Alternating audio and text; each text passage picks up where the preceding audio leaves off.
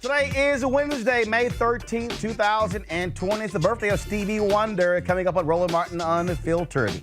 In Louisville, Kentucky, Breonna Taylor was shot and killed by police looking for a suspect in the wrong apartment. Her family wants action, and we'll talk with attorney Ben Crump, who represents the family. Senate Minority Leader Chuck Schumer joins me to talk about his call for national testing and the need for another coronavirus relief bill. Will the Republicans actually care enough to make it happen? In Marietta, Georgia, a police officer is caught on camera saying, "We don't shoot white people. We just shoot black people." Wait until we show you the video. And we've been talking about the black digital divide for a long time. Now that the pandemic is forcing students to learn from home, and what impact is that having and what are the solutions? Plus another crazy-ass white woman wilding out because she cannot get her Red Lobster order. And we're joined by comedian Buddy Lewis. He kind of funny. Then again, he is an Omega. It's time to bring the funk on Roland Martin Unfiltered. Let's go. He's got it. Whatever the biz, he's on it. Whatever it is, he's got the scoop, the fact, the find. And when it breaks, he's right on time and it's rolling. Best believe he's knowing. Putting it down from sports to news to politics. With entertainment just for kicks, he's rolling. It's on go, roll, y'all. It's Roland Martin, yeah.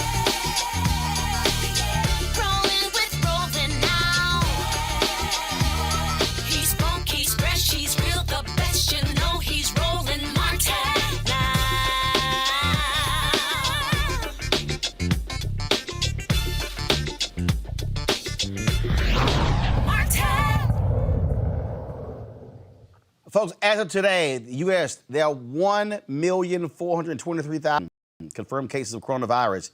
83,000 people have died, almost 84,000.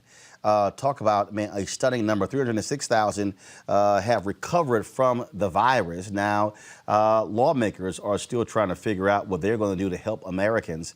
I talked a little bit earlier with Senate Minority Leader Chuck Schumer of New York about the need for national testing and what should be in a coronavirus relief package. Here's our conversation. Senator Chuck Schumer, glad to have you back on Roland Unfiltered. I went ahead and wore the Jackie Robinson jersey since you're from New York, so I went ahead and wore that today. You betcha. I tried to get Jackie Robinson's home made a national landmark. You know, Branch Rickey had to send a white ball player to go buy the house because no one would sell to him in the neighborhood near Ebbets Field. So let's get right to it, what's going on right now. We have this constant back and forth going on between Democrats and Republicans, coronavirus. You got the president over here, what the hell he's talking about Obama-gate, all this sort of nonsense there.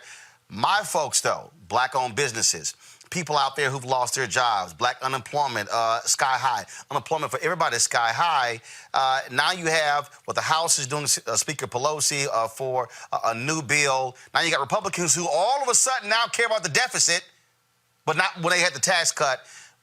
Where are we moving towards, again, additional help for the American people?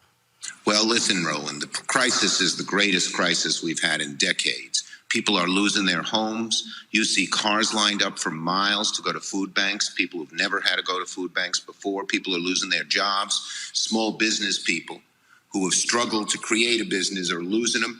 And our Republican friends say, oh, there's no immediate need. Let's slow down. Well, the last person who said slow down, you may remember, was Herbert Hoover. When the market crashed, he said, let's leave it up to the private sector, and it got the Great Depression. If we don't move these guys, things are going to get worse and worse and worse. People are hurting. Minority communities have been hurt more than any other. And these guys are just twiddling their thumbs. And we are fighting them hard.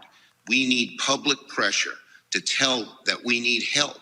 We need help to people who might be kicked out of their homes to get help so they're not. We need help so that families can feed their children. We need help so that if you're unemployed, you can get your full salary. We have all these things in the bill that we just put together, and we need to push our Republican friends to move really hard. And I'll tell you another thing we need that this president's been totally derelict on. Testing. If we don't get good testing, other countries have done so much of a better job than us. And if we don't get good testing, this crisis is not going to go away. Georgia, the governor there, opened up all the stores and shopping centers. You know, no one's showing up because they don't want to get COVID. But if we could test everybody like they've done in many, many places, or tested just about everybody, then you'd know who had corona. They could stay in their homes. Everyone else could walk the streets, go to the stores, keep their jobs. This administration has bungled this. We all heard Trump says it's a hoax. Trump says it's not going to matter. Bunk. And now he says everyone who wants a test can get one. Your listeners cannot get a test. If you're in the White House, you can get a test. Average folks can't. So we have so much to do here on testing, on helping people get back on their feet. Our pandemic unemployment insurance pays for your full salary while you've lost your job, at least till July 31st. And in the new bill, we hope to move it till December 31st. We've even put money in the last bill for churches. The ministers came to me, Pastor Richardson, Reverend Sharpton, Mark Morial of the Urban League, and they said, you know, the churches do a lot of the social services. They're going to go broke. There's no collection plate. We put money in for them as well. We got to get this money that we've done already put out. We need a much bigger bill, a big, strong bill for all of these problems. And we will fight the Republicans tooth and nail till we get it. You know, last time, Roland, McConnell, the Republican leader, resisted. We held out. Our whole Democrat said, we're not letting you roll us and do just something for the big corporations and nobody else. And we won. We got many of the things we wanted. We're going to do the same thing now. They're now saying, oh, we don't need to do anything. There's a deficit, as you properly said. They didn't mind $2 trillion of deficit to go to the big shots, the big corporate shots, who then use the money for stock buybacks, not for helping their workers. We have so much to do, but if your listeners start calling their senators and getting all their friends to call their senators, particularly the Republican ones, and say, get this bill done.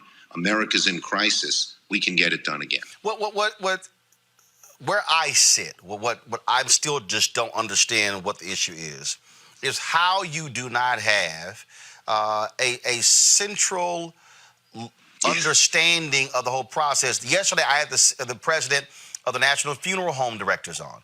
He said, we're the last responders. He said, we have no PPE. We're dealing with people who are taking care of bodies that also have coronavirus. And he said, we're scrambling for PPE. Yet, White House says one thing, oh, we got PPE, oh, we got testing, we got more masks and ventilators. What I'm just trying to understand, and now you're talking about opening up states, now you got businesses, what are they going to do when it comes to masks and PPE? And so it seems to me that you don't have a real understanding and assessment of where we are as a nation in terms of what are we going to need in terms of hospitals. I got a call last night where they're sitting here rationing a mask at Grady Hospital in Atlanta, but the White House says, hey, hospitals got everything that they need. I just don't understand what the hell is going on. You're on the money. This White House does not know how to administer. And what Donald Trump does is he thinks by saying there's not a problem, there's not a problem. You know what he said 2 months ago? Every American who needs a test can get a test. He's saying every American who needs PPE can get it. Totally not so. And the problem is there's no one there implementing the laws. We put in some real money. We put in a set aside for minority businesses, $120 billion. I was just on the phone with the Minority Business Coalition. But the administration doesn't even try to get the money out, doesn't try to get I have never seen such incompetence in the face of a crisis. And I'll tell you something else. The president's afraid of the truth. Finally, yesterday, Fauci, he went before the Senate committee and he told the truth. He said, we're not ready to go back to work and we will have another crisis. But Trump muzzles him all the time. That's why we wanted him to come to a hearing. And Leader McConnell, if you looked on the Senate floor today, you wouldn't even know there's a crisis. We're not doing a thing about COVID on the floor. Nothing. And so we keep pushing them and pushing them and pushing them. I know you are on your show. I know that the American people are. And we will get the dollars that are needed. And then we got to push the administration to get the money where it is needed. Because they are totally derelict. Other countries have dealt with this problem so much better than us. We're supposed to be the greatest country in the world. We're not even close compared to South Korea or Germany or New Zealand or Hong Kong or Singapore. They've all done a much better job than we have done. And it's because this administration is incompetent and afraid of the truth. They're afraid of Donald Trump. He says something, it could be totally false. And many of the people in the administration are afraid to tell him that's not true, Mr. President. We don't have PPE. We don't have testing. Small businesses aren't getting the money they need. I do have to ask you this question. I know you have to go, and that is you have Majority Leader McConnell, who's made it perfectly clear they're going to push through as many judges as they want to. They're even saying, hey, a Supreme Court vacancy, we'll fill it. It is abundantly clear that you're dealing with folks who are hypocritical, how they screwed over President Obama and Merrick Garland. I made the point very simple. If Democrats regain the United States Senate, pick up 4 seats this fall, the attitude of you and other Democrats should be, here's a hand. I don't want to hear anything from y'all. We're going to confirm whoever we want to confirm, forget blue slips and everything else because y'all don't care about process. Democrats should be as hardcore. Go ahead. We are going to pick the right kinds of judges and we're going to get them through and they won't be able to stop it. I agree with you. And look at this, just what you said. What do the Republicans in the Senate do? What does the president do? They come up with these crazy conspiracy theories about Obama or Joe Biden. There's a crisis in America, and they're talking about conspiracy theories, half of which were cooked up in Russia. It's unbelievable. I have never seen somebody in such an alternative universe as the president and his Republican followers. And it's hurting America every single day. Senator Chuck Schumer, glad to have you here. And again, my folks who follow us, they say we need help. Hopefully, Republicans and Democrats can get together and give the American people what they need, and that is we're waiting. We're waiting for them, and we're ready to work and get this done. Let's hope they change their minds and work with us. All right, Senator, I appreciate it. Thanks a lot.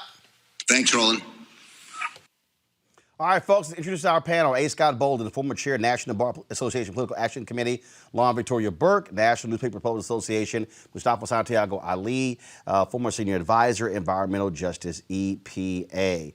Lauren, I'll start with you. The reality is, it's amazing how Republicans now care about the deficit, saying, how are we going to pay for this stuff? I haven't heard these Tea Party people or these fiscal hawks say a damn thing about the deficit in 3 years since Trump has been in office and they've been in power. Now they want to bring it up. Yeah, so it only took, I guess, 80,000 people dying in a worldwide pandemic for them to care about the deficit. I don't know. They're bringing up the deficit now because they basically want to stop what Nancy Pelosi is going to try to do on the floor of the House on Friday, which, by the way, she may not get votes for, which is the $3 trillion package. Unlike the other package that she did, some weeks ago, there was bipartisan support. There isn't for this. So it's going to be sort of interesting to see what the conversation, the argument is going to be. I think the Republican Party is starting to realize that they're in danger of losing the Senate, which they are. And they're going to try to, I guess, court the base on the money piece, on the deficit piece, in an attempt to hold on to the Senate. I think that's what this conversation's about. I think that they've already assumed that Donald Trump is in huge trouble. You can never predict what's going to happen 6 months from now. I think it's 175 days from now, but he is in trouble. The polling would indicate, obviously these are national polls, so we can't be too serious about that 6 months out. But in the situation that he's in, I do think we can pretty much bet that there's going to be some trouble for the Republicans to hold the Senate. So I think that's why they're bringing up the deficit argument. But here's the thing, Mustafa. They can bring up deficit argument. I got no issue with that. I'm not saying let's run up major deficits. But here's the deal. It's a bunch of people in Trump red states who are broke as hell. See, they can keep trying to spin this thing as well. It's only, left coast, west coast. It's the blue states. Broke white people who are Republican voters also being impacted, and they're going to be looking for Congress to step up as folks have been impacted by this international pandemic. Well, yeah, I'm glad you raised that because, I was raised in Appalachia the times that I wasn't in Michigan, so I know a lot about lower income white folks and what they're currently dealing with, and they are pissed.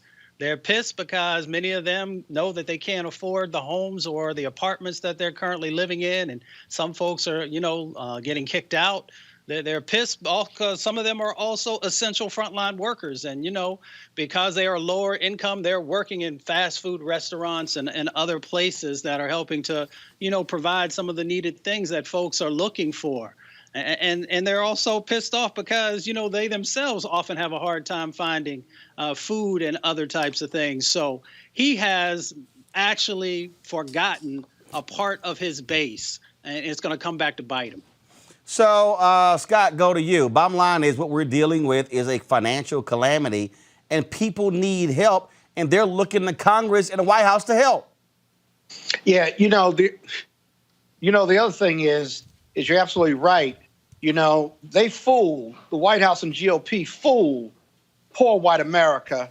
Those top 10 states are red states who get the most public benefits, not urban America. And so now with COVID and them cutting off the money, they need a boogeyman. They need to blame somebody, the Democrats, in order for these poor white voters to continue to stay with the GOP that has never been a party of their interest. And so when they look around for somebody to blame, they've run out of boogeymen.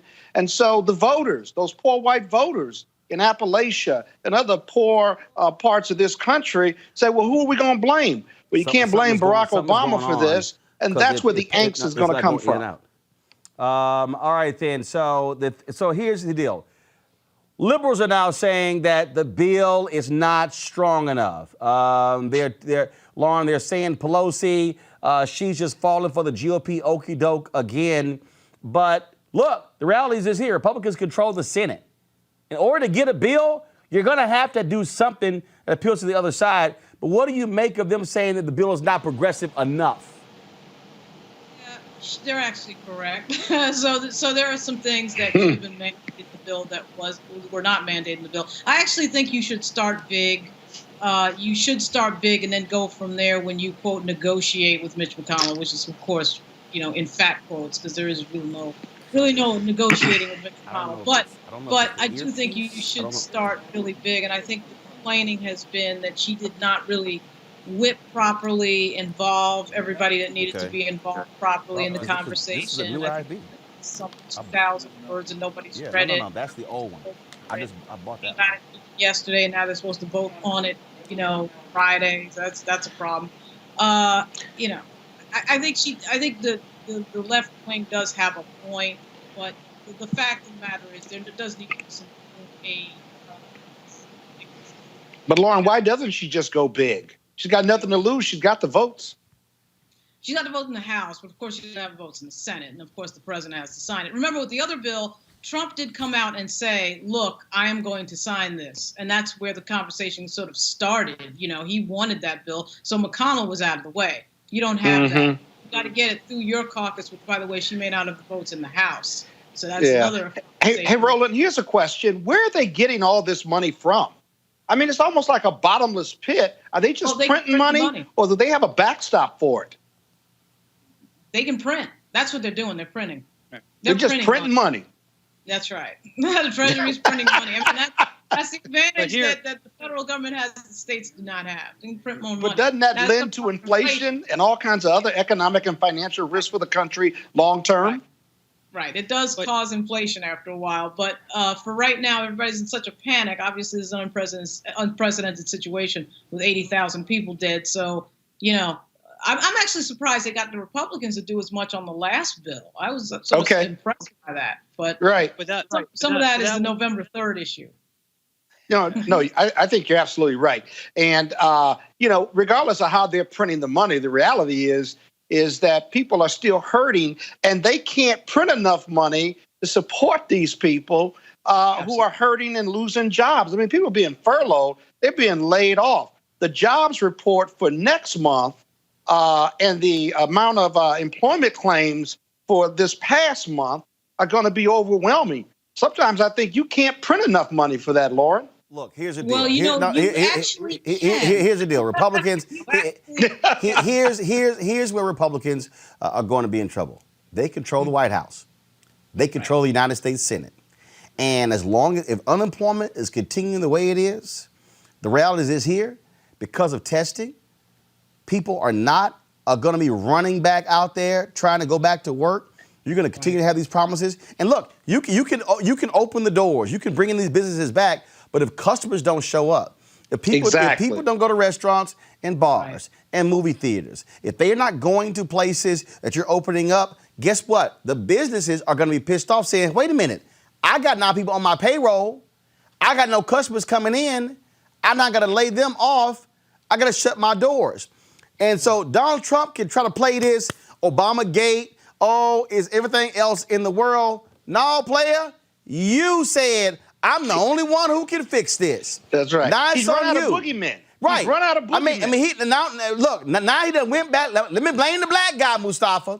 Now he trying to Obamagate, and he's trying to bring up Russia again and Ukraine. No, player, this one's on you. That's right. And when you look and you see that you're sitting on your couch because you don't have a job, when you open up your refrigerator and there's no food in there, when you go to put the key in the lock and the door no longer has the lock that when you left, you are the one who's going to be responsible. Exactly. I want to go to the next story. First of all, I saw as a piece today in the New York Times, they were talking about how all these Democrats are wringing their hands about Joe Biden. Oh, my God, he's not doing this, and what is he doing? And he hasn't hired enough staff. And look, the one thing I will agree with they said, Joe Biden needs to fire his technical team. They suck, okay? That town hall they had last week in Tampa was absolutely atrocious. Here's the deal. We do a show every day. Okay, occasionally we'll have audio issues, video issues. They had audio, video issues the entire 50 minutes. I mean, it was just awful. And so I don't understand. Look, my deal is like, y'all, go hire people who know how to do television. Maybe they got engineers trying to sit here and run an actual show, but this is actually a show here. Well, I don't understand, Scott, with these idiotic Democrats. What the hell can Joe Biden do? He can't. I mean, all Joe Biden can do is sit in his damn basement and run a digital campaign, period. All he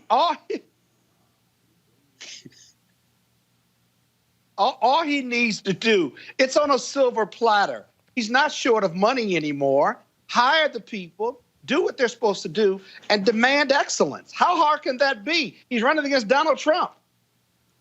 But see, the thing here, Mustafa, that I'm just not understanding with these Democrats. First of all, okay, one of y'all need to, who's that, Amazon at y'all door? Go answer the door, Scott. Scott, you need to learn how to get you to ring on your phone so you can talk to him and say, hey, I'll be right there. All right, y'all, so here's the deal. Look at Scott. Y'all turn Scott's microphone down. He over there trying to cuss somebody out.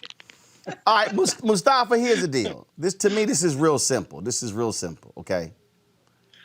Nobody has ever had to run for office dealing with this here. No one has tried to run for office where you're confined to your home because of an international pandemic. And the reality is, yeah, for the longest, Joe Biden didn't have money. But if you look at where polls are right now, you look at where the country is, this race right now is in Joe Biden's favor. So it's not like he's down in a whole bunch of places and he needs to play catch up. This is the opportunity for them to methodically build. Look, you're not going to run a campaign for 6 months. Joe Biden, at best, is going to have a 90-day campaign. And so this thing is really going to me, it's going to kick off in August. You ain't going to see big rallies in June and July. No, I agree. I mean, now it's game time. It's game time for him. So that means that you surround yourself with the people who have the expertise to make sure that things go off without a hitch. You surround yourself with the folks who, the producers who know how to put together, the presentation that you're sharing with the country. And then you have the responsibility of helping the country to know and have confidence in your leadership. And that means just giving out a clear and concise message and making sure that you have the platform to be able to do it. And so, Lauren, again, this political hand-wringing, it always drives me crazy. The New York Times story said that, Biden people were all pissed off at David Axelrod because he criticized their virtual town hall. It sucked. It was trash. I'm like, don't get mad because your town hall sucked. Fix it. Yeah. I think I caught some of what you're talking about, Roland. There was a really good article on the Biden campaign in the New York Times Magazine. I think it was last weekend on this entire thing on how the campaign's being run and where the consultants are. Apparently, all his videos being run out of actually Iowa. He's sitting, of course, in his basement in Delaware, and stuff is being run out of Iowa. But let's be real. Obviously, it's 176 days, 175 days away. He does have some time to recover. He has to completely reorganize the structure of the campaign because, as you have already brought up, Roland, this is going to be unprecedented. You're not going to have events. You're not going to have travel. Some of the expenses that you have with the in-person travel and the flying around, all that's gone for at least probably another 2 months. What I predict will happen is that Donald Trump will get out there and try to do an in-person rally, and then the Biden campaign will feel the pressure to do the same. And they will probably have in-persons in another probably 90 days or so. But I think technologically he'll fix that. That's not a difficult fix, quite frankly. He'll hire the right people. Look, no. Here's why I keep saying I don't know. Okay, this ain't the first technical screw up they've had. And look, y'all. And here's the deal, okay? And I think I'm playing it. Let's see here if the video even shows up, because it was like awful. Like at one point, y'all, they even had. Let me see if I can get to it. Like Charlie Crist was just sitting there, and then they go to him. Matter of fact, Anthony, go to my iPad. And Charlie Crist, so Charlie Crist was just sort of like sitting there. First of all, let me tell you what the Biden people just did. Okay, I'm gonna show you what they did. I'll give it to them. Like if you go back, watch this here. Go back this here. More than a flu. And then to top it all so here's off, what they did. This video you watching, this the edited video. told us. This or is not the suggested actual people video that ingest actually aired. First of all, that was a disinfectant 50-minute video. to And then what keep happened was when they cut to Charlie Chris, he was just sitting there looking at the camera for about 3 or 4 minutes. He wiped his mouth, whatever the heck. Then it was kind of like, oh, go. Then they went to him. All right. So what the video you're seeing was actually edited. Okay. And so I get it. But the reason I keep saying this here is this is all you got.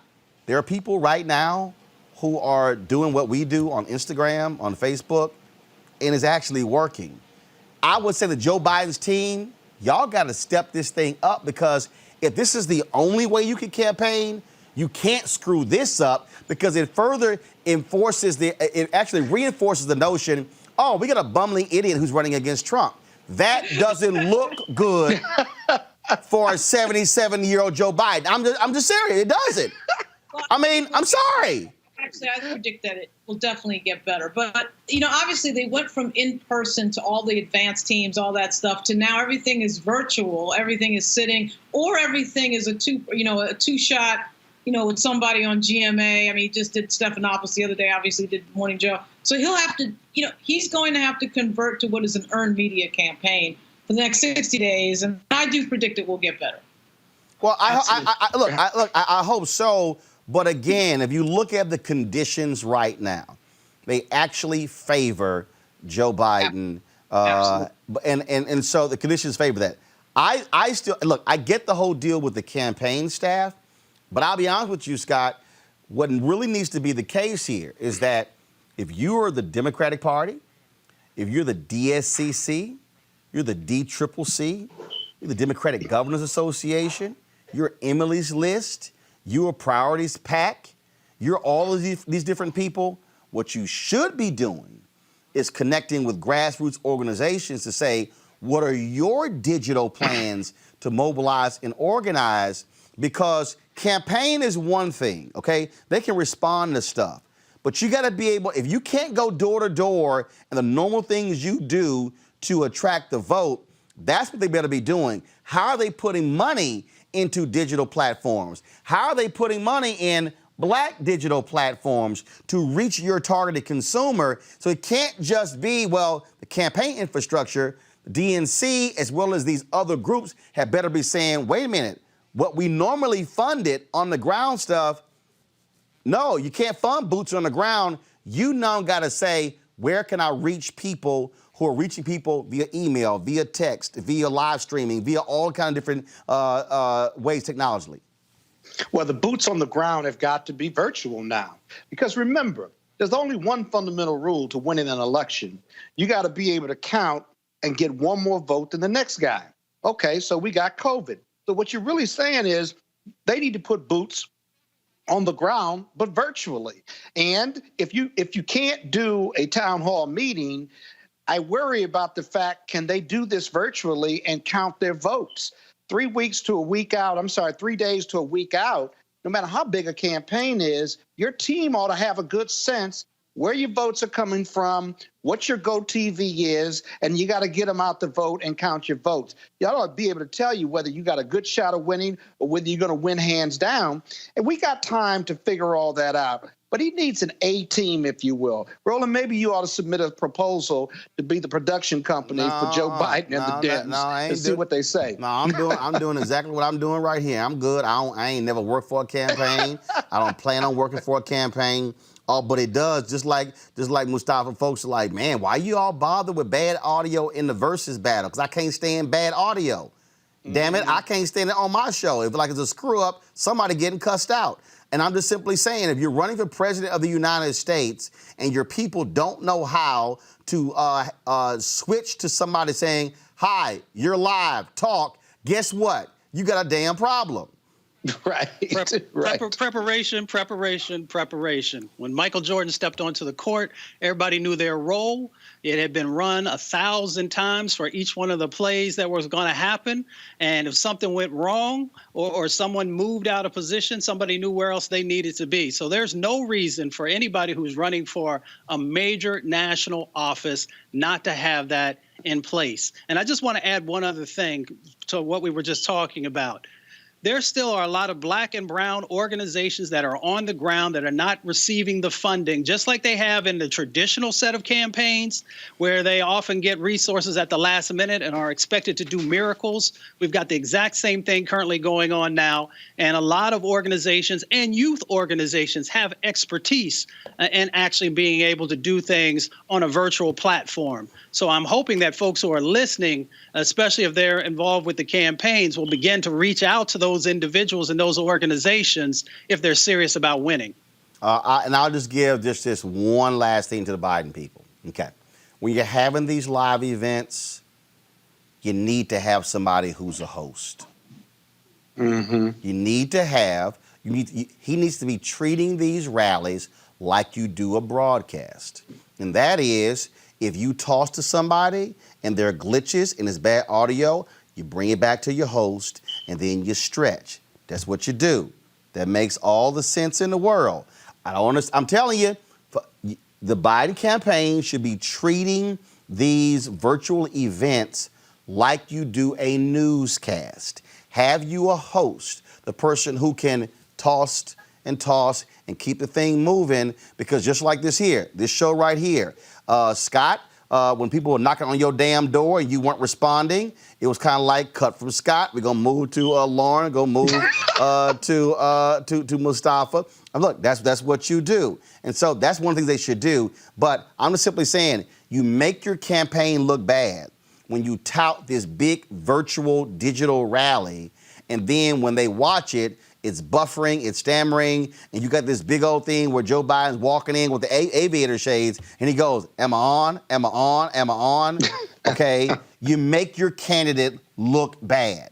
That's all I'm saying. All right, folks, got to go to a break. We come back. We're going to talk about a couple of cases, one out of Georgia, where they are reopening a case. And wait till you see this, y'all. Oh, my God. Wait till y'all see this video, this white cop making it perfectly clear to a white woman, baby, calm down. We don't arrest people like you. We arrest black people. That's next on Roland Martin Unfiltered. You want to check out Roland Martin Unfiltered? YouTube.com/Roland S. Martin. And subscribe to our YouTube channel. There's only one daily digital show out here that keeps it black and keep it real. It's Roland Martin Unfiltered. See that name right there? Roland Martin Unfiltered. Like, share, and subscribe to our YouTube channel. That's youtube.com/Roland S. Martin. And don't forget to turn on your notifications so when we go live, you'll know it. Martin! White woman in Marietta, Georgia, Cobb County, gets pulled over by the cops. This is not a practical joke. This is real dash cam video. Watch this. Scott. Wow. We only shoot black people. Wow. How? You know what, Roland? I think I got you. I saw the video. No, you're here. Go ahead. Wow, that he actually said that as a professional, whatever your profession is, that he should be fired for just being dumb and making dumb statements. I can live with him being a racist, but he shouldn't put that on us and put that on somebody in public. He didn't even know who that woman was, and he wasn't gonna. And he admitted that. So that's what's in his head and heart. But I must tell you, as a former prosecutor, I'm going to tell you, there are a lot of police officers around this country who really think like that. When they refer to black and brown defendants or people being arrested, they refer to them as dogs, mopes, perps, inhumane terms that now, if they say that in the confines of the complaint office of the DA's office, what do you think they say and do and feel and how they perceive people of color in the public, where they're King Kong? That they control the narrative on the street. There's a direct correlation between that. And so I'm not surprised that he feels that way. I'm surprised that he said it, but he said it because he felt safe, because presumably the person he was talking to was white, and he presumed they felt the same way too. That is a crazy video, Mustafa. Mm-hmm. Very much so. Unfortunately, it's the reality that all of us know is going on. And it plays out in the numbers. We know that more people of color, black and brown folks, get pulled over for traffic stops, many times for no real justification or no real reason behind it, and then they continue to escalate in that situation. And when you do that disproportionately, that plays into why more folks are actually also getting killed. And it goes back to the root of each individual. And unfortunately, and I have law enforcement folks in my family, you know, that there are those who believe that, you know, Black and brown people's lives have less value, that we're more violent, and a number of other, you know, false facts. Lauren. Yeah, I mean, pretty amazing. You'd like to think that he was being facetious or he might have been joking, but either way, it's not going to work. And I'm just glad to see that they decided to fire, or they decided to recommend that he be terminated. Look, I mean, to sit there and again, you have the sheriff going, I don't know what's in his heart, but I know what he said. But for you to say something like that, yeah, right. Trust me, it's exactly how you feel. And so that is Roland, he said that to comfort that white woman. Right. He said that to comfort that white woman. Think about that. Right, like, baby, don't worry about it. We ain't gonna shoot you. Right. We ain't gonna shoot you. You're fine. We ain't gonna shoot you. But for that to come out of your mouth speaks to exactly how you feel about Black folks. Mm-hmm. It's what it does. Mm-hmm. You make it clear how you feel about Black folks. So, folks, in about 15 minutes, we're going to be talking with Ben Crump. He is representing the family of Breonna Taylor, the Black woman who was shot and killed in Louisville, Kentucky. Still so many different questions. Why aren't those cops arrested? What's going on in that particular case? We will talk to him about that. But last night, the mother of Breonna Taylor, she had a conversation on Instagram with activist Tamika Mallory. Okay, y'all don't have the video? All right, okay, well, let me know what's going on, and we'll play that in a second. And so we'll have that. But what's still crazy about that particular case, Scott, is that the cops bust into the place, shoot and kill her. Her boyfriend, who they're not looking for, has a gun license. He fires back, they arrest him, and he's charged with attempted murder. Oh, no question about it. No question about it. And you hear about these cases all over the country. We hear about these cases all over the country where they go in, no knock, search warrant, and they go into the wrong apartment. It happens more than you would normally think. But here, they didn't identify themselves, and there's this shootout, and I'm giving them a lot of credit, but it doesn't seem like it was a shootout. And they shoot this young woman 8 times, and she's in the bed. Now, he's got a license for his gun. It's just a comedy of errors that ended tragically. It needs to be an investigation of it. And I got to tell you, everybody who's on that no-knock warrant piece needs to be retrained. Oh, by the way, before you retrain them, fire them. It makes absolutely no sense. And they were at the wrong house. The liability is going to be in the hands or at the footstep or doorstep of that police department and that city. No doubt about it. Lauren. Yeah, it's going to be another wrongful death payout after a civil court lawsuit. And the cities have apparently accepted that cycle, haven't they? That they're not going to change any of their procedure, and they're not going to change the way they do things. They're just going to keep paying the money out. That's clearly been the way that these things are going to go. And it's that's not accepted good policy. policy.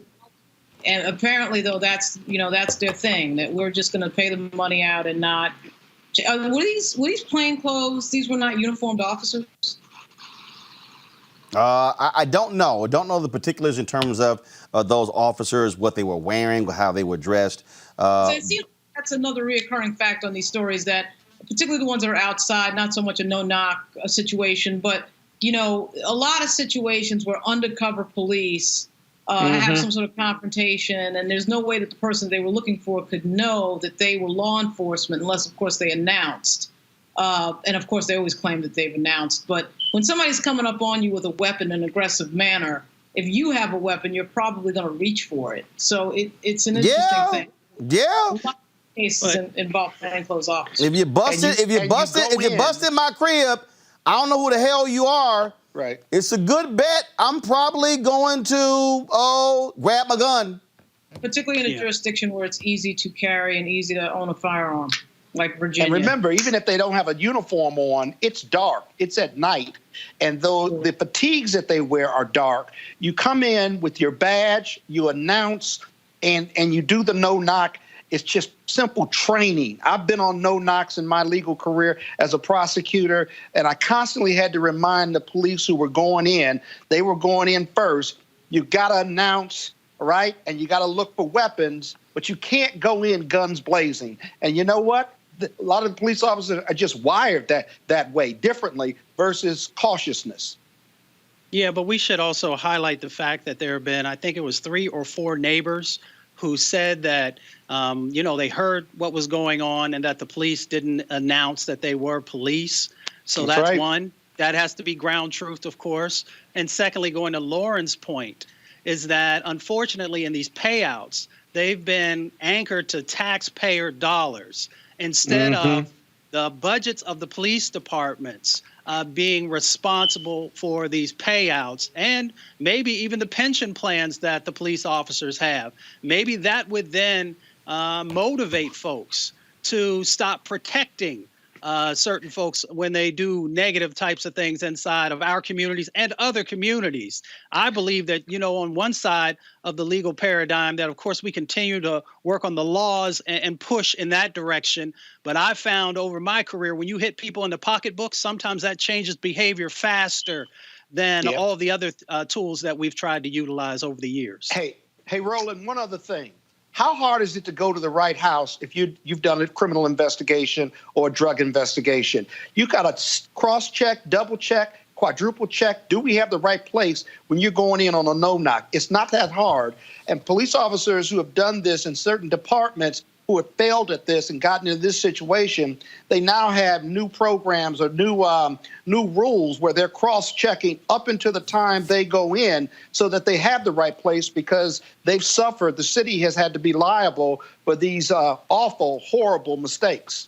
All right, folks, going to a break now. I told y'all we had Mary Spiel with Seek.com on the show. This Friday, they have a virtual comedy experience featuring Dl Hughley. It's called The Laugh Experience with Dl Hughley. This is on the Seek website. So what's pretty cool about this, y'all, is this is one of the this is right here the VR headset, the virtual reality headset. And so what happens is you actually place your phone. You actually place your phone on the inside of here, and then once you download their app, then of course when you put this on. This is actually how it goes on. You actually put this on, and then it takes you into their whole virtual reality experience. And what happens is it'll seem as if you're literally in the room with the comedians when they are doing their comedy showcase. They've got Dl Hughley, Chris Spencer, Ryan Davis, Bo Dacius, and Clint Coley. It's the first of its kind, never been done before, a virtual comedy show on Seek.com, Seek.com. Again, you can watch on your phone, your laptop, in virtual reality. And so, folks, there's a cost there. Go to it. Go to Seek.com. And again, if you want to watch it in VR, download the app, and then it's all you have to do is simply download the app. And what you do is you can use the code RMVIP2020. Now, here's the deal. You can also do, if you want to actually get, and I told you, Mary was on. She's a sister. She actually is the creator of this particular VR headset. And so these can be purchased as well. And then she also created these headphones here, folks, that are absolutely amazing. And what she did is she created these headphones because she said all the headphones that were out there, they really didn't have a headphone that was made for the virtual reality experience. When you put these on, when you go Bluetooth, it gives you 360-degree sound. And so unbelievable headset. Comes with also a mic, so a lot of people who are gamers can also put these headphones on. Now, you know I love the fact that the VR headset and the headphones in black and old gold, my alpha colors. So you know how we roll, Mustafa. Scott will upset, but he'll get over it. But y'all, this is great. Again, if you purchase the headphones or you purchase the VR headset, I want y'all to use the promo code RMVIP2020. RMVIP2020 for the headset or even the headphones as well. And so it's at Seek.com. It's a Black-owned technology company. So again, they have this great virtual comedy showcase taking place on Friday featuring Dl Hughley, Chris Spencer, and friends. And so check them out at Seek, CEEK.com. That's Seek, CEEK.com. Don't forget the promo code RMVIP2020. All right, folks, when we come back, we'll talk about the digital experience that our kids are going through right now due to coronavirus. And again, what educators are doing to make sure that they are getting their schoolwork done. It's next. Roland Martin Unfiltered. You want to check out Roland Martin Unfiltered? YouTube.com/Roland S. Martin. And subscribe to our YouTube channel. There's only one daily digital show out here that keeps it black and keep it real. It's Roland Martin Unfiltered. See that name right there? Roland Martin Unfiltered. Like, share, and subscribe to our YouTube channel. That's youtube.com/Roland S. Martin. And don't forget to turn on your notifications so when we go live, you'll know it. All right, folks, we spend lots of time on this show every Wednesday with our technology segment, trying to keep you abreast of the latest in terms of what's going on in technology. There are a lot of people out here, African Americans and others, who are really involved in the technology space. And we've always had a digital divide, but the reality is that was the case when you talk about internet and desktops and laptops. African Americans, we over-index, though, when it comes to PDAs, cell phones, things along those lines. Schools, we're seeing what happens in schools when it comes to the challenge of being able to connect all of our students. COVID-19 has truly exposed the problems there. And I've got a couple of schools, though, that are playing the role of problem solver. Jessica Salcedo is an administrator at high school in Santa Ana, California, and Eric Collazo is principal at Washington Leadership Academy here in Washington, D.C. So how have y'all dealt with this whole issue to ensure that your students are able to learn even in the midst of this international pandemic? Yeah, so ultimately, one of the things that we had to recognize at first was the idea that the pandemic was going to affect our demographic of students disproportionately. Our demographic of students is predominantly Black and Latino, and we also have a majority of our students who identify within that free reduced lunch identification. So we had to really authentically ask ourselves, like, could we justifiably ask our students for undivided attention towards academics if their basic needs weren't being met? So, I mean, if you think about it, like even Jesus fed the masses before he started preaching and teaching, and we had to do the same. So we identified what was within our locus control. We recognized that we could provide both direct food and also tech support. And thankfully, we were already a one-to-one school that gave students Chromebooks that they could take home every single day. And we just made sure we connected them to food resources. We provided food directly. At first, in the early stages, we gave them food and they picked it up from the school, but eventually we started going towards cash cards. And then with the technology, we just made sure that they had functioning equipment. They were attached to either some type of Wi-Fi network with either T-Mobile hotspots or Comcast Essentials. And we just had to really own up to the idea that the school is the heart of the community. And once we owned that idea and that role, we just acted upon it. Jessica? Mm-hmm. Yeah. I'd like to add to that because what we found the minute we got that phone call, we knew the phone call that our schools were going to be shutting down. We knew the top priority was going to make sure that our students were connected. So what we did was we went into sort of an emergency mode. In that moment, it was emergency. It was making sure we had an hour before the kids left us for the day for who knows how long. We still don't know when we're going to see them again. And so we just took inventory on how many kids had access. And then we made sure that we grouped them into groups with one adult on each campus to make sure that they were checking in with them on Monday morning to make sure what they needed. But what we found is that this is just a short-term solution.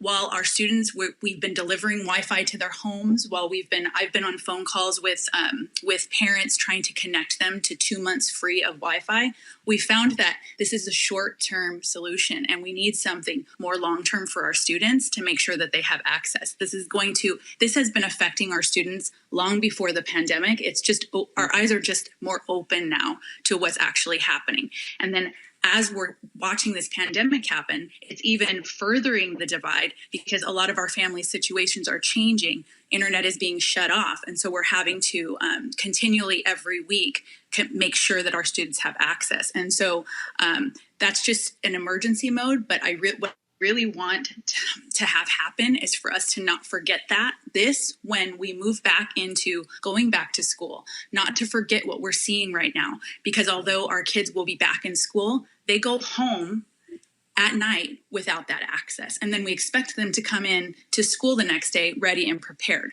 Well, then there's a divide there as well.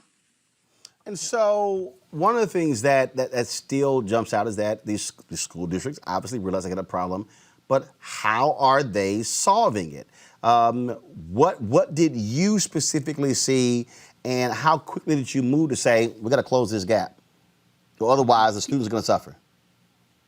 It was immediate. It was, for us, it was the most urgent issue. So what I did was I started reaching out to anyone and everyone, all the principals. I would DM people on Facebook. I didn't care. I sort of took this scrappy approach of, I just need to gather as many materials as I can at this moment. And now, since the emergency, it was a little bit of more to buy time, because those 2 month free Wi-Fi, those bills are going to come due. So I have to put a notice on my calendar to help those families then disconnect from that. So now what we're doing to say we need a longer term solution is saying, okay, now we've got to reach out to the government bodies. Now we've got to reach out to people, and we've got to make sure that we do not forget the situation that we're in right now. Just because we're fixing something in the short term, we have to make sure that we are campaigning and making sure that something happens across all. So I think for our district, they're looking at providing access for all students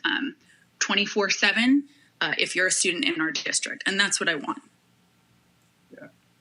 And for us as well, I mean, one of the key things and one of the benefits of being a charter school was we just were able to immediately divert our resources and know that we needed to support our students directly and our families directly. So what we did was we created a COVID-19 task force early in late February. We knew that we saw what was happening on the West Coast, and we knew that it was going to affect our students and it could possibly cause closure. So we started to send out surveys to parents, like what kind of needs would they have. We already had a list of students and families that were already at high risk. So we reached out to them for like providing services early. And then also we started doing inventory of like, what do we have? Like what in terms of like Chromebooks that were functioning, students that needed replacements. And we put a plan in place early on so that when it actually came to the actual call saying we're stay at home, can't come to school, students and families are already aware, and so is staff are like the next steps that we're going to be taking for this COVID-19 response. And obviously, what we are now, we're in May. We've got folks who are going to be, school's going to be out soon. So what is your advice to parents, to students, but also to educators, how to prepare for the summer, and then, of course, getting ready for the fall, where we may be in the same situation come August and September? Mm-hmm. So for me, it's really about trying to secure long-term solutions to this. We can send students home with Chromebooks. We can say, okay, we're gonna learn digitally, and we're gonna have the most awesome, online curriculum. But if our students don't have access to Wi-Fi, which we're finding is a continual issue. It's not something you can fix one day with one solution unless we really work hard to make sure that it's just there for them. So I would say we have to come up with a more permanent solution. This can't be something that we do an emergency situation and then we let it go. Yeah, I agree. I think also something that we've been targeting as well is with our mental health and wellness team on campus, we've been providing resources for families to referred to, and also been working with our students directly that need that additional support. There's a lot that's going on when it comes to like pulling at our families and pulling at our students when it comes to creating stress, and to the point where it becomes toxic stress. And we've been just like doing our best to make sure that our students are supported in that sense of like knowing how to appropriately deal with this stress, how to cope with this pandemic. But I think a lot of those resources also need to be diverted to families as well. Like our wellness team is strong, but we also know that there's such a vast need for it that any other additional resources in that area is also something that we need to start addressing, because these were issues that were affecting learning already, and it was already creating challenges when we were in the building. But now that it's remote, it's even more exacerbated. All right, then. Jessica and Eric, we certainly appreciate all the work that you're doing, and hopefully our parents out there will learn something from this and know what they have to do when it comes to making sure the kid gets educated. Thank you. All right, thanks a lot. Folks, don't forget Saturday, National High School Commencement. XQ America is partnering with entertainment networks all across the country, President Barack Obama, LeBron James, for this commencement. Check it out. High schools may be closed. Graduation ceremonies may be canceled. But we won't let that stop us. You threw out old traditions, so are we. Join us on May 16th as we all come together.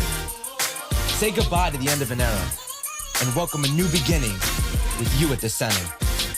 It's time for America to celebrate and honor you, the high school class of 2020.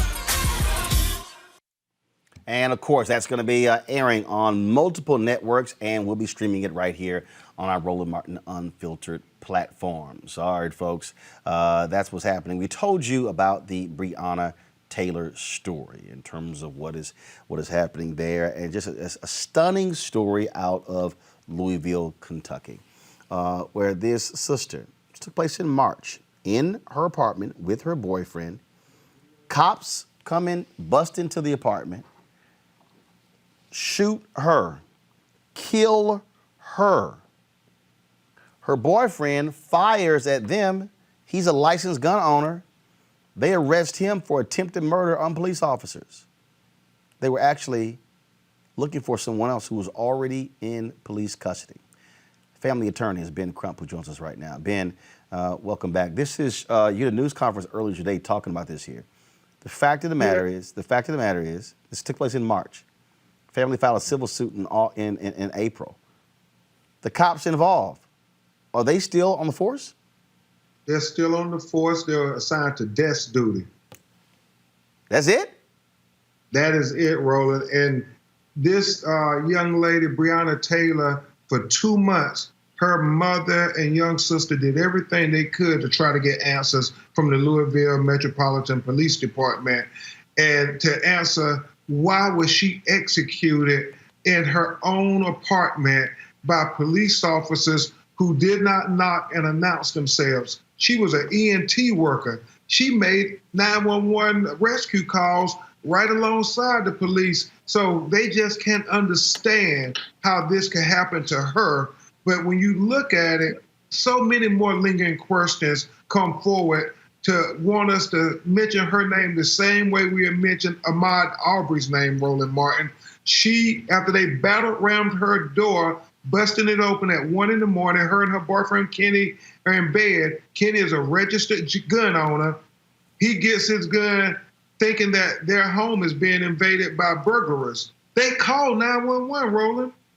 So we know what their mentality was. They thinking they're being burglarized. So when the person comes through the door, he shoots a shot, not knowing it's the police because they're in plain clothes and they never identified themselves. And once he shoots that shot, then, I mean, they have 25, 30 rounds come from the front door, from the back window, from the patio door. I mean, it's so reckless. They're shooting blindly into dwellings, not knowing who's there. Her little sister lived with her. Had she been home, it would probably have been a double homicide.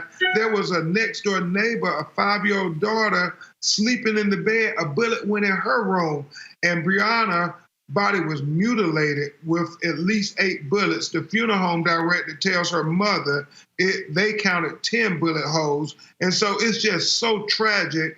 And they still haven't gotten any answers until we started saying, if you ran for mod, you got to stand for Bree, because our black women lives matter too in these police executions.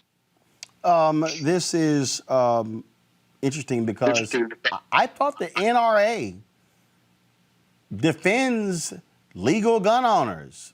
It's amazing how they've been quiet, not saying anything about this brother who was defending himself, defending his girlfriend, defending their territory.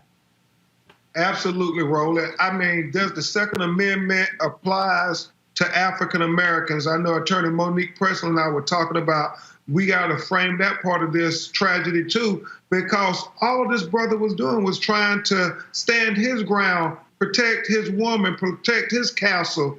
And for some reason, the police charges him with attempted murder, even though they're the only people who kill somebody in killing his loved one, his girlfriend, the person he was planning to spend his life with. And so you got him home confinement in jail now while they try to distract and get everybody off focus the fact that they botched this execution of this search warrant because the person they were looking for, Roland Martin, was already in custody. That is crazy, absolutely crazy. Any questions from panelists? Scott Bolden, you first. Hey, Ben, Scott Bolden here. Unfortunately, every time we talk, at least on Roland's show, we're talking about another tragedy, or as you say and have written, open season on black people. I guess my question is, have you been able to investigate how many of these no-knock search warrants they've executed where they have failed at going to the right location? Because in my opinion, that'll be relevant, probative, and material in regard to your investigation and the prosecutor's investigation. Absolutely. It's always good to see you, Scott.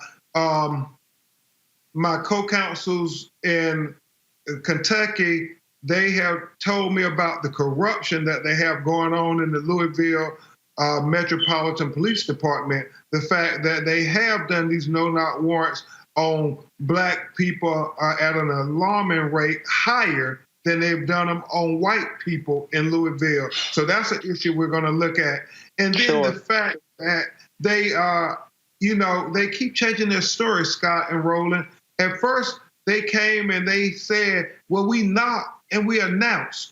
Well, we went and got affidavits from 3 neighbors who live right there in that little section of the apartment complex. And all of them said, we never heard of anybody identify themselves as the police. And they execute once in plain clothes. They don't have their police uniform on. So there was no way for Breonna and Kenny to know that these were the police. But now, since we called them out on that, Scott, yesterday they then acknowledged, well, it was a no-knock warrant, so we didn't have to identify ourselves. So which is it? Did you identify yourself or not identify yourself? And now that you have admitted you didn't identify yourself, why is it that Kenneth Parker is being charged for attempted murder unless you all are trying to distract us from getting justice for Breonna Taylor, the fact that this innocent young girl was executed, and the fact that everybody to a one has said she was a wonderful human being who dedicated her life to trying to help others. That's why she wanted to be a nurse. And those charges against her boyfriend are still pending because they're still trying to get their story straight. Because if they dismiss those charges against the boyfriend, then their case falls apart per se. They're holding on to him for that reason. Exactly, and that's how the drama is going to unfold, because you're going to have this criminal trial that going to have direct implications, Scott Bolden, to this civil case, but more importantly, to these officers being arrested, because we just believe, had they just followed their own protocols and procedures, Breonna would still be living today. They could have called and checked to see if they had the person in custody. Their policies say that's what you're supposed to do, especially after you get ready to execute something as dangerous as a no-knock warrant. Yep. Lauren? Yeah, Ben, how you doing? It's Lauren Burke. What do you mean the person that they were looking for is in custody? How did they not know about that? Can you talk more on that a little bit? Certainly. The person they were looking for was in custody, He was a low-level drug dealer, which it still boggles my mind how they get these no-knock warrants on people who are selling marijuana and these little low-level drugs, but they can convince them that our people are always so violent and the judge got to throw away our constitutional rights. So they had him in custody for about 4 or 5 hours. He was the primary suspect on the warrant. And then they had 4 other addresses where he might possibly be. He dated her almost 3 years ago. They had moved on, but yet after they had him in custody, they still wanted to battle ram her door down. And when you think about the fact that she's never committed a crime in her life, Kenny has never committed a crime in his life. He worked at the post office. She worked at 2 hospitals. This was this young black couple trying to make their way in the world. And this judge signs this order saying, with every other known address, you can have a no-knock. And the Louisville Metropolitan Police Department, even after they got him, went to her property and knocked in the door as well. And so it makes no sense. They're not giving any answers. And the warrant is so vague. When you look at it, you have to ask the jury who's listening to this case, is it any black person that this man has ever known that they had the right to then just go blow their doors off and come in with blazing guns? Because that seemed to be the case here while Breonna Taylor was killed. Go right ahead, Mustafa. Yeah, hi, Ben. This is Mustafa Ali. Thank you for everything that you continue to do to protect our communities. Quick question, what can we do as everyday folks to support both, what's going on with Breonna and yourself? Well, the biggest thing, that's a great question, Mustafa, because the biggest thing we got to do is bring national attention so they know it's not just Breonna's mother, Tamika, and little sister, Janiyah, who are demanding justice. We got to call the Commonwealth Attorney, and I'll make sure I get that number to Roland Martin and blow him up, because remember, he's over both cases, Scott Bolden and Lauren. He's over the prosecution of Kenny Parker, the boyfriend, and he's also the determining agent who is going to determine whether those officers should be charged or not. So we got to make sure we blow his phone up, his email up, and tell him he got to do the right thing. The other thing we got to continue to do that has been done is blowing the mayor up and the police chief up. The mayor's a Democrat. The governor of Kentucky is a Democrat. The governor came out today and said that we have to strongly consider moving this from the Louisville Metropolitan Police Department because they should not be able to investigate themselves when they killed this young lady. The other thing this governor is trying to decide to do is whether to appoint a special prosecutor, since there's an inherent conflict if he's going to prosecute Kenny and then decide whether to prosecute the officers. What's he waiting on? It's been What's 2 he months, waiting on? Scott, and I think until we made a stink about it, they were going to sweep it under the rug. They weren't going to do anything. The police union was all, just proclaiming this is disgusting that this Judge Olu Stevens dare let this person who shot at the police and grazed his leg be let out to home confinement because of the coronavirus. They wanted him, even though the coronavirus was going on, Roland, to stay in jail. But that's what they're trying to do, to divert all the attention from everybody. All right, then. Again, I still want to know, where is Dana Lash? Where's Colin Noor? Where are all these NRA people saying how that it's wrong that this brother is being prosecuted for being a legal gun owner? Amen. Where they at? Amen, Martin.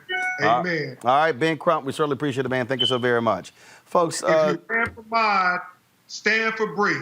Yes, indeed. Yes, indeed. Ben Crump, we'll chat with you again. Thanks a lot. Thank you, brother. Folks, this just in, pretty stupid. Yesterday, Dr. Anthony Fauci testified before the Senate, and he talked about schools. He talked about how it might not be a good idea reopening schools because of coronavirus. Well, idiot just was asked about this at the White House. Watch what this fool said. Dr. Fauci is playing both sides. Are you suggesting that the advice he's giving to you is I was surprised by his answer, actually, because It's just, to me, it's not an acceptable answer, especially when it comes to schools. The only thing that would be acceptable, as I said, is professors, teachers, etc., over a certain age. I think they ought to take it easy for another few weeks, 5 weeks, 4 weeks, who knows, whatever it may be. But I think they have to be careful because this is a disease that attacks age and it attacks health. And if you have a heart problem, if you have diabetes, if you're a certain age, it's certainly much more dangerous. But with the young children, and students, it's just take a look at the statistics. It's pretty amazing. Mr. President, businesses are considering Dr. I'm sorry. Lauren, I'm trying to understand. Donald Trump, who don't know jack about infectious diseases, is trying to tell Fauci what he should say. So the clueless one, the man who said, let's drink some disinfectant or shoot the light on the inside out, we should believe that fool over the man who's been doing this for more than 40 years. Did I miss that?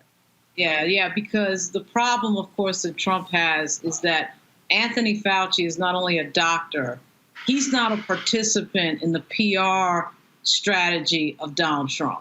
He's an actor in the game of actually telling the truth and trying to save people from being infected by coronavirus. So that makes him an outlier right there. Yeah, I've been on a few of the calls that they've had at the White House where Fauci's been on there and he's had to talk in code because he knew that he couldn't really outwardly say what he really wanted to say, but everybody could figure out what he was saying nonetheless. You're either going to have to choose with Donald Trump between telling the truth or playing political stupid games so that he can prepare to get, back into office, to sneak back into office in November. And Fauci is not going to do it. It's not going to happen. So I'm just waiting for the moment where Trump finally realizes this and fires him, which actually I think would be good for Fauci and the rest of the country, because then Fauci can speak freely to everybody about what's going on. The only thing that's tethered him a little bit, and he's really not that tethered, but he will be completely unleashed if he's a private citizen. He just get on MSNBC and everybody else and Roland Martin Unfiltered and talk about what he really wants to say. Scott, here's what your boy Tucker Carlson said last night, and you notice how all of a sudden how the right, how they're attacking Fauci, probably because his approval ratings are far higher than Donald Trump's. Listen to Mr. White Privilege himself. Is this the guy into whom you want to vest all of your trust? Is this the guy you want to chart the future of the country? Maybe not. This is a very serious matter, the decisions we're making right now. Tony Fauci has not been elected to anything. He's had the same job for nearly 40 years. That means the majority of American voters never even indirectly picked him for the role he has now. This is not the result of any kind of democratic process at work at all. Yet in the last 4 months, Fauci has become one of the most powerful people in the world. And some, particularly in our media and in our democratic establishment, are clamoring to give Dr. Fauci even more power. Why? Some people seem to think he should be dictator for the duration of this crisis. That's insanity. Fauci, like every other human being, is flawed. He says things that are wise. He says things that are profoundly silly. He's not, and no one is, the one person who should be in charge when it comes to making long-term health recommendations. This guy, Fauci, may be even more off base than your average epidemiologist. Plenty of doctors, by the way, think it's time for most, even all of the country, to cautiously reopen. And they have a voice in this, too. They deserve one. But in the end, no appointed doctor should make the call on what our federal policy is. We elect leaders for that because we're supposed to be in charge of the country because it's a democracy. Remember NBC? CNN? Ned Ryan is the... Okay, Scott, first of all, let me unpack the sheer stupidity of Tucker Carlson. No. Let me go first. Okay, go ahead. I'm sorry. Go ahead. Dumb. what does the democracy and electability have to do with the health, safety, and welfare of this country? If anybody should be a dictator and leading us through a health crisis, through COVID, through a pandemic, is the most qualified scientist or medical person who's been in office for 40 years, Tony Fauci. I'm not going back to work until Tony Fauci tells me so. Donald Trump would like to for me to say that as an American and a human being, but I'm not, because he and his team have the most credibility. And I don't need politics in a pandemic. I need health expertise in a pandemic. So here's what I find. I just find to be just quite interesting, and that is, Fauci never said, "I'm the guy." All hell power rests in my hands, and I shall determine when the nation is able to open. He's never said that. In fact, Trump can't do it. Trump stood at a news conference and said, I am authorizing the governors to decide when they should open their states, when he had no authority whatsoever to authorize them to do a damn thing. Here is the real deal here, Mustafa. This administration and the Republican Party and the state-run media Fox News, they despise the fact that Americans trust Fauci more than the idiot Trump and the fool who refused to wear a mask, who now wears a mask, Mike Pence. That's first. Exactly. And here's what I find to be laughable. Fox and Friends, that airhead Ainsley Earnhardt, and that airhead Steve Ducey, and that airhead, what's his name? Brian Kilmeade.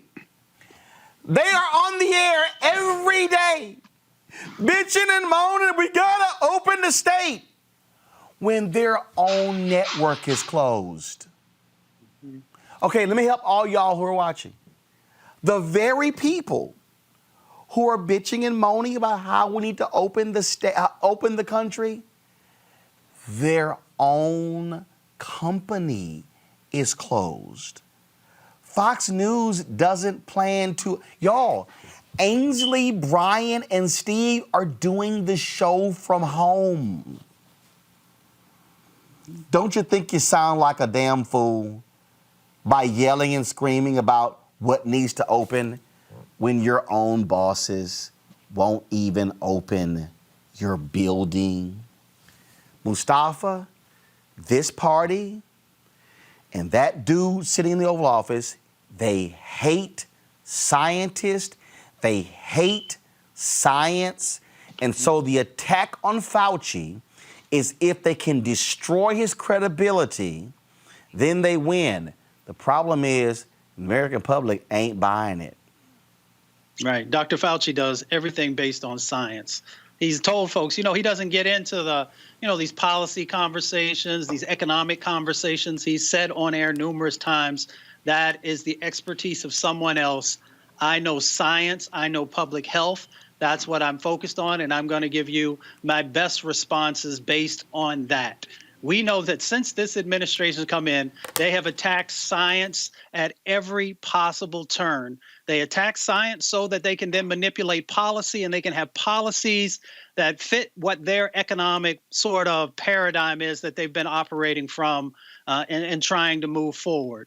When I resigned, I was very clear with folks that I felt that this administration was going to make more people sick, and unfortunately more people were going to die. And I was thinking at that time in the environmental context of all the pollution that they were continuing to pump inside of our communities, which of course is, connected to COVID-19 and some of the deaths that are going on. This administration is worried about two things. One, being reelected, and the second thing is making sure that those who have helped to support their campaigns on the economic side continue to benefit. And they're benefiting from the stimulus bills that have already been passed, and they're also benefiting by the rollback of many pieces of legislation. This is, it's laughable to me, Lauren, to watch how they want to dismantle and attack key people. That to me is what I find to be laughable. And to hear Tucker Carlson, I mean, we didn't elect him. Dude, really? I mean, first of all, if that's the case, we don't elect cabinet members. We actually don't elect the Secretary of State or the head of the Pentagon, or we don't. I mean, that's how dumb the argument is. But then again, I mean, you want to talk about just dumb. I mean, there's nobody who's better at how he still has a job than Mr. White Privilege Tucker Carlson, who's just been canned from network after network, but they still uphold him as somehow a smart guy. Well, he fulfills a role. He fulfills a role. What they're afraid of is truth. They're afraid of reality. They always, as you said earlier, they invent a boogeyman, right? It was Hillary Clinton in 2016. Now they don't have anybody because they're in charge of everything. They're in charge of the entire government. I mean, they're in charge of everything, and of course, until 2018 when the Democrats took the House.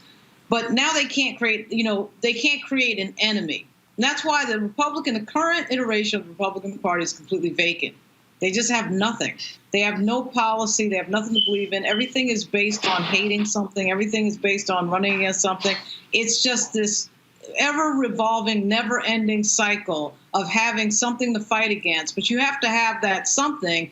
And that I don't have anything, because the thing that just happened that has precipitated the deaths of 80,000 people, over 83,000 people in this country and counting, and now we've getting estimates of 140 by August.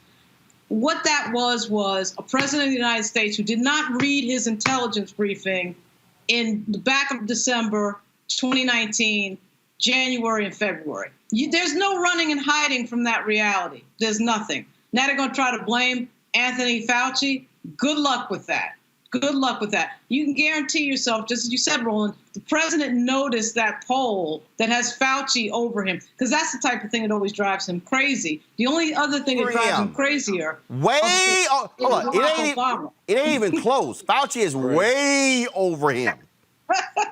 Right. Like way up there. And he cannot stand that because, of course, he's a complete narcissist. It's all got to be about him. And it can't be about the reality of his massive, historic, never to be forgotten screw up, right? To talk about vaping during the briefing where they were trying to tell him about COVID and how it was marching through China and killing people, right? You don't want to talk about that. And it's all his fault, and he's not going to be able, no amount of spin, no amount of the idiot Tucker Carlson is going to erase the fact that it is his fault primarily that this happened. When we look at the numbers in the other countries, look at the fatality numbers, they are nowhere near the United States. And there's a reason for that, because those countries, of course, prepared a lot sooner because their leaders sprung into action a lot sooner. It is Donald Trump, and he cannot run from it. And he's going to pay the price in November. Well, I just think it's then here's what gets me, what I find to be hilarious as well, folks. Oh, he was wrong. Okay, let's just be real clear. These scientists, what their job is, I mean, this is not hard, okay? It's just like when I look at meteorologists.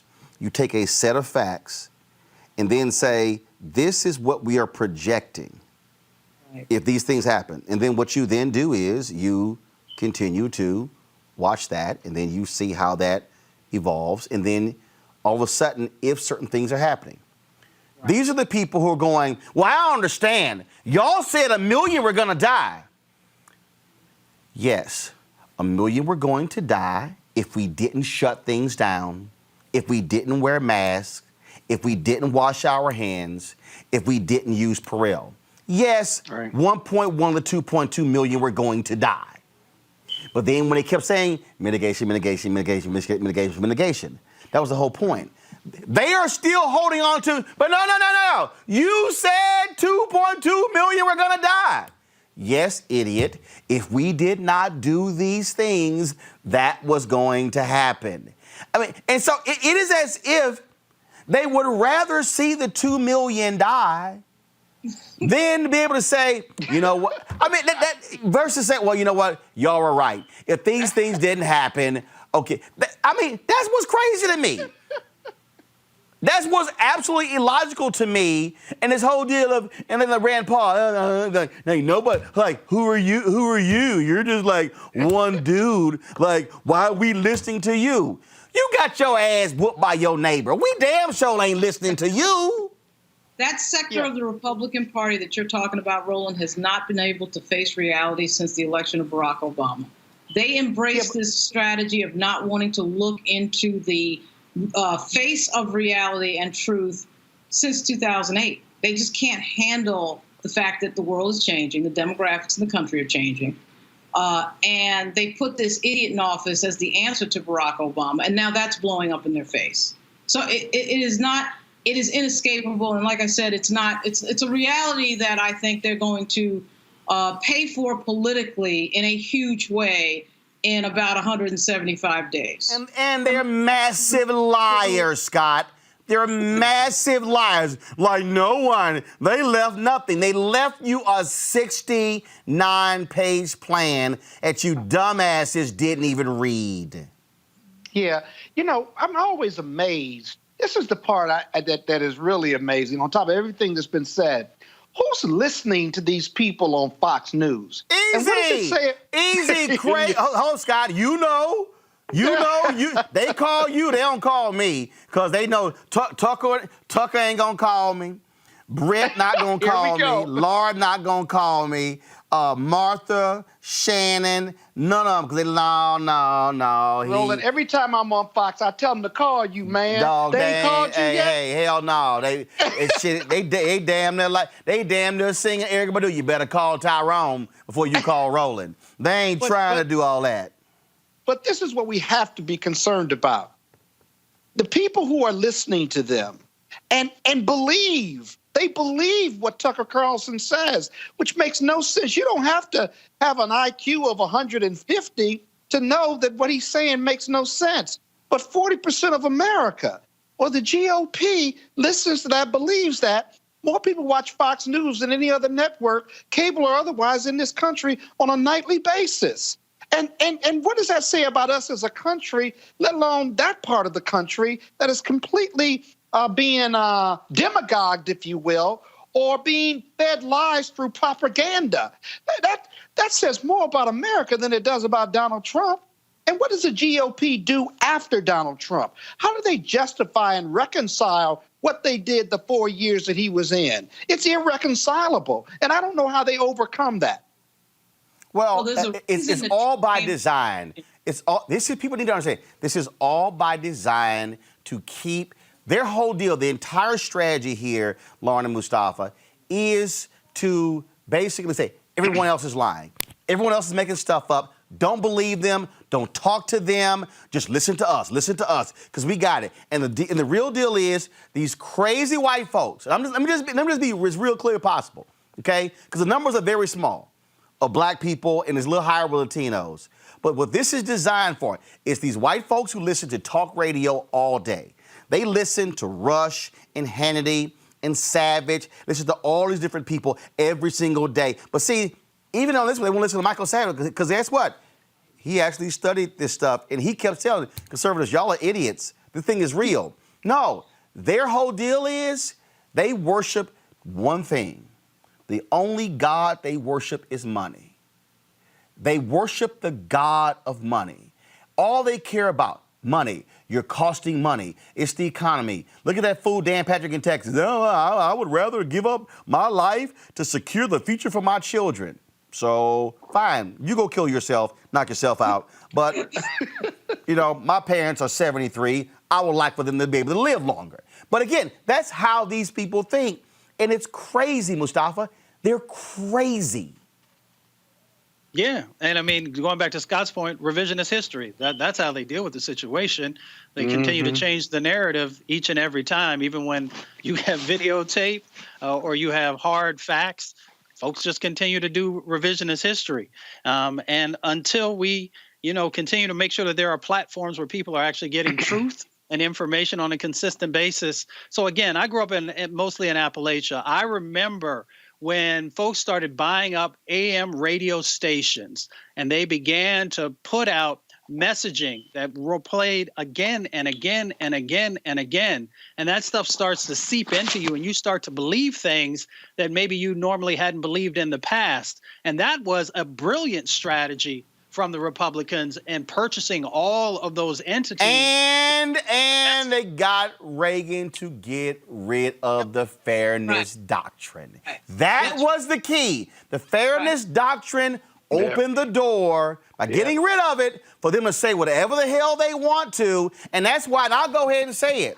Look, when we were on Tom Joyner, they were telling us about equal time and all the candidates and stuff. And I was like, what are y'all talking about? Them white conservatives don't care about equal time. Salem Radio don't give a damn about equal time. They ain't trying to put Joe Biden on Salem Radio. Right. That's the game. That's the game. All right, y'all. Last one for y'all before I got Buddy Lewis coming up in a little bit. Y'all know what time it is. I'm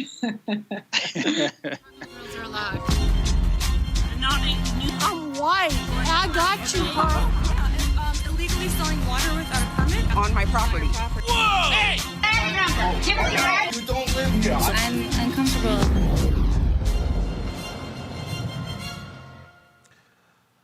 Oh, y'all.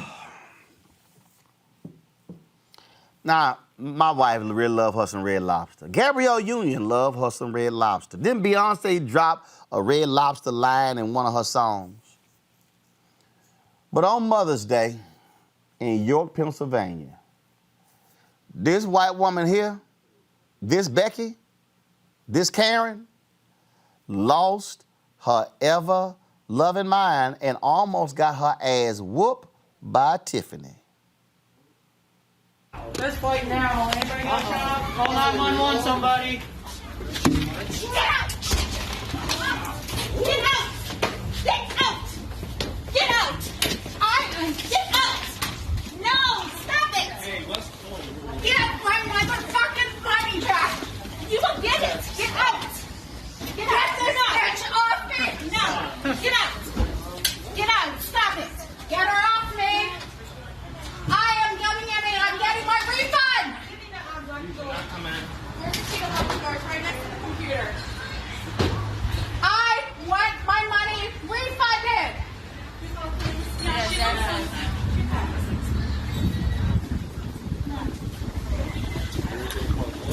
Let me show my bill to get my refund! Don't get with All we need is your name.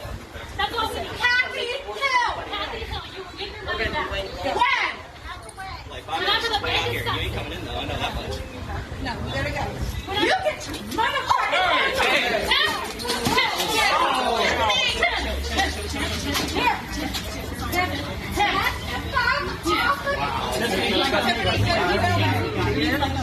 Hey, let go of her hair.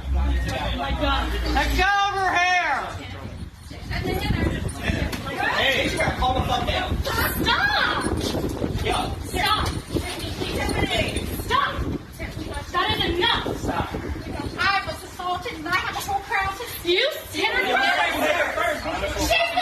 up on me the whole time. Go in my closet. Come on. This guy's videotaping it, so he has it all. The paying customer. You got people out waiting for 3 hours for food.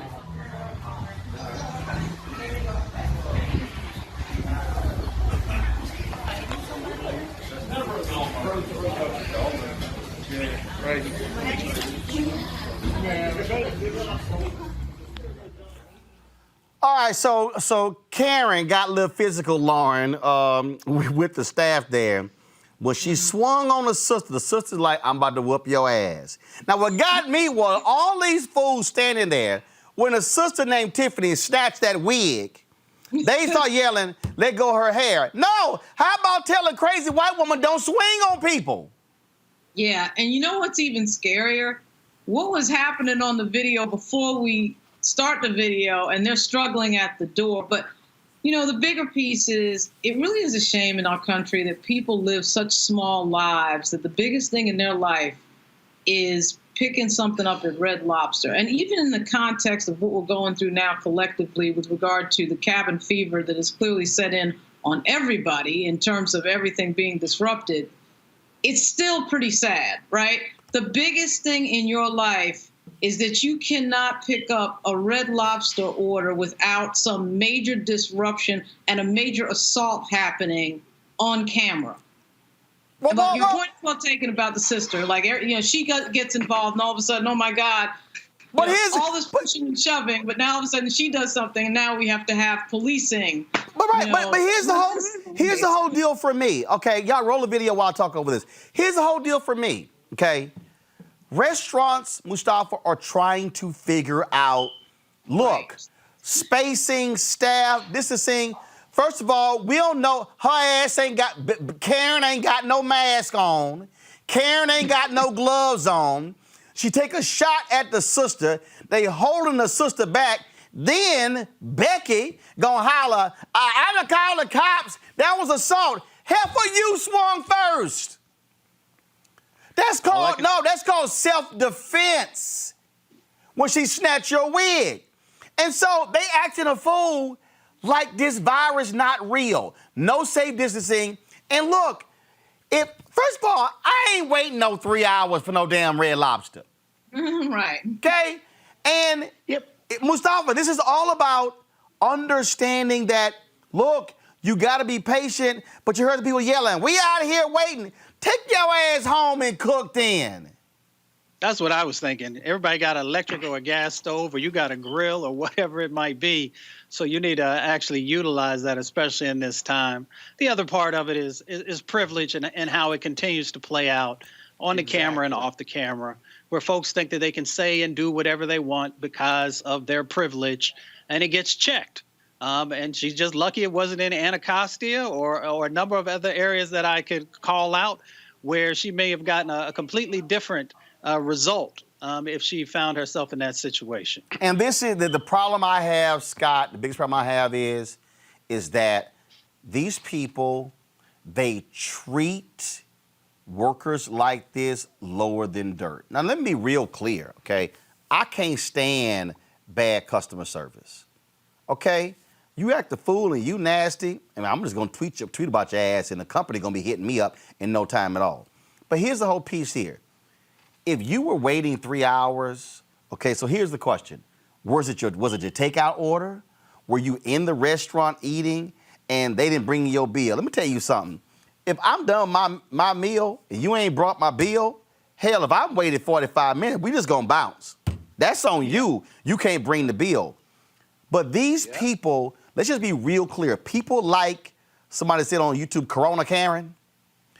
People like her, they look down on workers at restaurants. And this is a society that looks down on nurses, that looks down on people at grocery stores. They don't speak to them even in normal situation. But now these are the people who you got to have. Because see, if you're behind standing outside that door, no, I need the Red Lobster people with a good attitude. Yeah, the video, there was a delay on the video, so I couldn't get my arms around what the dispute was, but apparently they've been waiting a long time.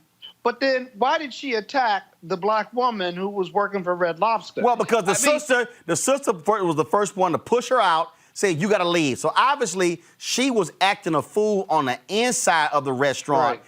And so the sister Tiffany threw her, said, no, you got to go. You got to go. Turn the audio up, turn it up. She's like, you got to go. And so they push her because she obviously acted a fool on the inside. You see the white guy in LeBron James jersey trying to step in to keep the sister from swinging on her. Then all of a sudden, here it comes. Turn it up.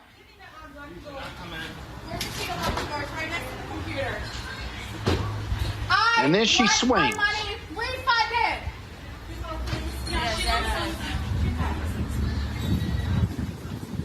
I want my money refunded. Let me show my bill. They said we'll do it. It'll take 5 minutes. Right. And that's when she hits the sister in her face. I'm telling you right now, that sister in the blue shirt named Tiffany, should straight up she should have called the cops and filed charges on him. Exactly. She slapped that. She slapped in her it's like face. the super white privilege goes in overdrive. You know, the white privilege says I'm better than everybody else, let alone black people or brown people.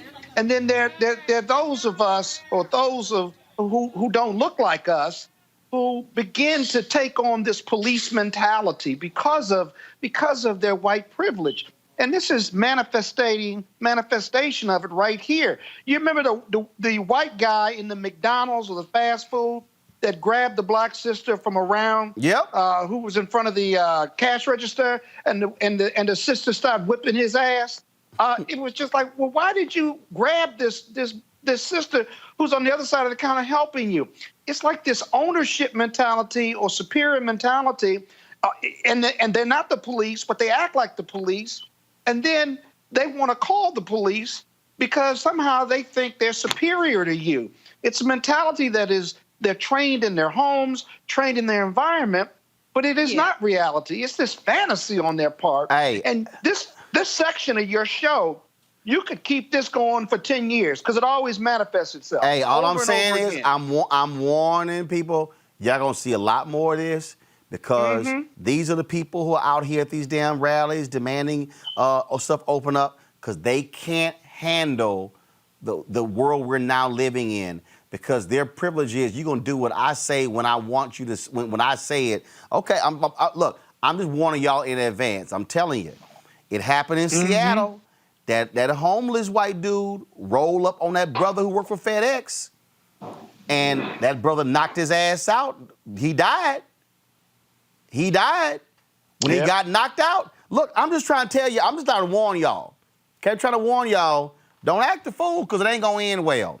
Scott, Lauren, Mustafa, I appreciate it. Always been good. Thanks for joining us today on the panel. All right, folks, when I go into a break right now, we come back. We'll talk with comedian Buddy Lewis. I know he got something to say about Corona Karen. That's next to Roland Martin Unfiltered. You want to check out Roland Martin Unfiltered? YouTube.com/Roland S. Martin. And subscribe to our YouTube channel. There's only one daily digital show out here that keeps it black and keep it real. It's Roland Martin Unfiltered. See that name right there?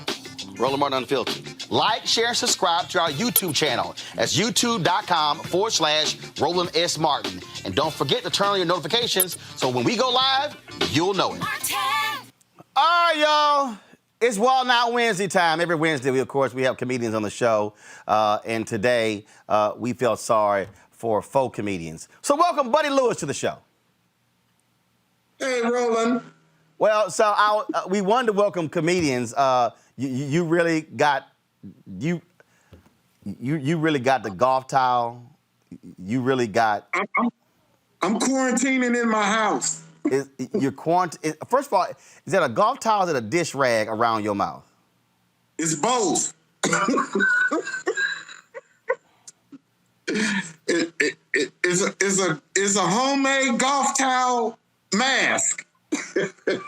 That's just pitiful. That's just pitiful. I know you had something to say about Corona Karen. Man, first of all, it's Cheese Biscuit Betty. All right? And let me tell you something. I understand why she was upset. I do get it. I understand why the white woman was upset. Listen, if you order cheese biscuits, you want them hot. Look, ain't nothing worse than a cold cheese biscuit. Red Lobster. But I'm telling you, but that sister, when she smacked in her face, Tiffany went to a whole new level. Hey, listen. Hey, let me tell you something. I don't know if you noticed this, Roland, but every time white folks start getting their ass whooped, they start asking questions. You ever notice that? What's going on? Why is this happening? What are you doing? They should have been asking them questions before you got your ass whooped. I don't understand why they start asking questions. I don't understand what makes somebody think if I spit on you or I swing on you, nothing gonna happen. Hey man, I don't know where these white folks get that from. I don't, especially when they swinging on people of color. I'm gonna tell you something, man. I'm gonna tell you. Did you see the one where the chick was on the bus with the white girl? Oh yeah, I'm looking for the video right now. I'm looking for it right now. I'm looking for it right, dog. Knocked her. And she had the crazy eyes too. She had dog.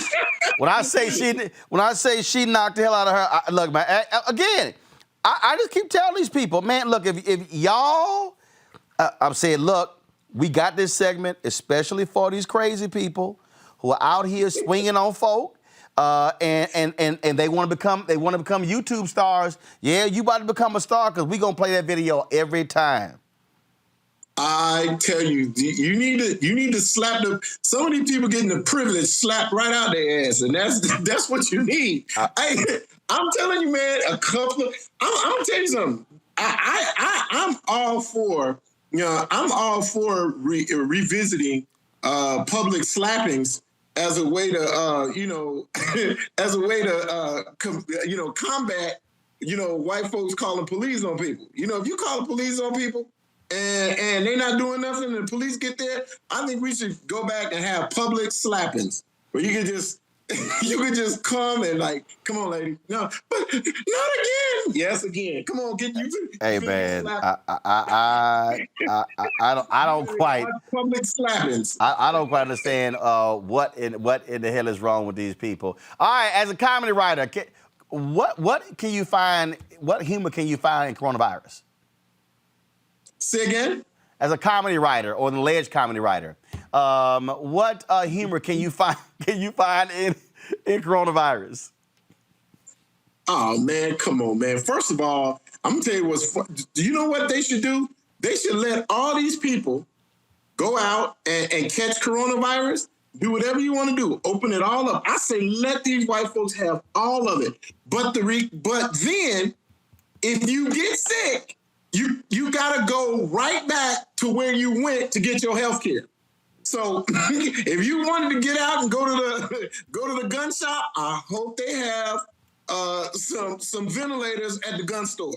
If you wanted to go out and you wanted to go to Applebee's, I hope they have some IV bags at that restaurant for you to use, because you shouldn't be able to take up other people who got sick on the humbug trying to do right, but you want to be, you want to get out there and you got stuff to do. Well, get your health care from where you got stuff to do. See, that's all you got to do. I tell you what, when you tell a person you got to go to the Waffle House to get some health care. Hey, look, that's why I say if they want to all hang out together and then just lose themselves, go on right ahead. Go on right ahead. Okay. Man. And you know what else I'm tired of, Roland? I'm tired of these dumbass conspiracy people too. If someone else sends me another conspiracy theory about what's going on, I'm like, first of all, brother, you got to understand a conspiracy theory is really just for an ignorant ass person to come up with an excuse for something they fear or don't understand. Yeah, that's Donald Trump and Obama. That's Donald Trump and everything. That's Trump and Obamagate. Yes, exactly. How Obama got anything to do with this? He's sitting home going, Michelle, you see this? You see this fool? First of all, Trump too stupid. Trump is just so stupid, man. I don't get it. And anybody playing that much golf can't be doing nothing. I know, because I play golf. Here's my biggest deal. My biggest deal is you got to be a fool to admit you voted for that fool. Listen, hey, and now, Roland, all of these people that didn't want Obamacare, now they sitting with looking around asking somebody to help them with their health care. I'm like, fools, you had an opportunity to get in, and especially some of these senators now who are watching all of their people in their districts dying from COVID, and it's like, where they gonna go? Who's gonna pay for this? Hey, you see, if you would have had some Obamacare, you might have been able to take care of this. But I say, if you didn't want Obamacare and you get COVID sick, I think you need to go back wherever it is you were going to originally to try and find some health care or whatever it was you were trying to get, instead of having Obamacare, go there and see if they can take care of your ass. That's what I'm saying. I tell you what, some of these people going to be, I'm telling you, it's going to be a doggone shame when you have to go to the Cracker Barrel to get, when you got to go to the Cracker Barrel to get you some, get you something that'll, a virus, a vaccine at the Cracker Barrel. I don't get these crazy people. I don't get them. Nuts. Doug, no. How about the fools who were outside demanding they reopen the gyms and they were doing push-ups and sit-ups? And I'm like, you know, y'all are doing that not in a gym. You don't need a gym open to do some push-ups and some sit-ups. You can do that at your house. These fools were outside. They were outside on the sidewalk exercising to demand you open the gyms. Bro, I'm telling you, if these fools want jobs lifting stuff, why don't you go volunteer at the hospital with no mask and throw them cadavers in the back of trucks? No. How about the people complaining about stuff not being open at rallies with masks on? Yeah, bro, this don't make no sense. That's why stuff not open, because you gotta wait. These people are insane, man. I can't with them. I'm sick of these. I'm about sick of these COVID people. They got enough energy to walk down to a courthouse and march. Hold up, with guns. With a gun.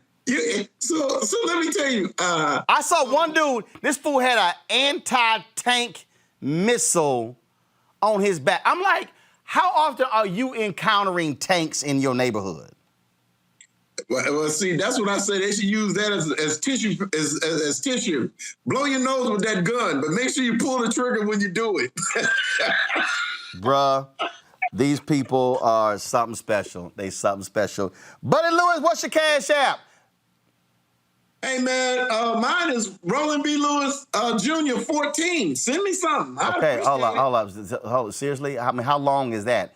Roland B. Lewis 14? No, it's R.B. Lewis Jr. 14. R.B. Lewis Jr. 14. All right, I'm gonna send you something because you're damn near homeless, so I'm gonna go ahead and do that. You know what, Roland? You know what? And I'm gonna take my $2 and I'm gonna use it. Thank you. Hold up. No. I ain't say I was gonna send two. You didn't. Man, I don't get two anymore. No. Come on, Roland. I'm gonna cut that two in half. I'm gonna cut that two in half. Look.